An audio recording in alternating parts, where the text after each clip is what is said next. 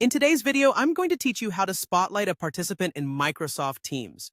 Whether you're the one conducting the meeting or simply want to focus on a particular speaker, spotlighting can help draw everyone's attention to a specific participant, ensuring they remain front and center during the discussion. Let's dive into the steps to achieve this seamlessly. First, you'll need to make your way over to teams.microsoft.com. If you're not already signed in, go ahead and enter your Microsoft account credentials. This is your gateway to accessing all the incredible features Microsoft Teams has to offer. Once you're signed in, you have the choice to either join an existing meeting or start your own. This flexibility allows you to spotlight a participant regardless of whether you're hosting or attending a meeting. Now that you're in your meeting, it's time to open up the participant panel. This is where you can see a list of everyone who's currently in the meeting with you. It's your control center, if you will, for managing participants. Look for the person you wish to spotlight.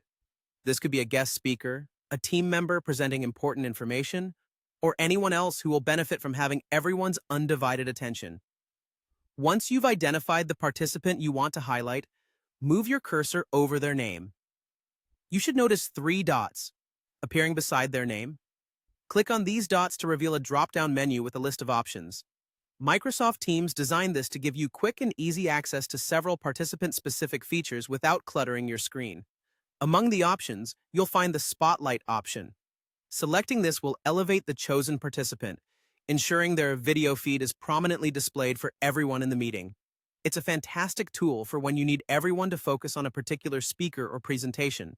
Spotlighting not only enhances clarity, but also gives presenters the spotlight they need to communicate their message effectively.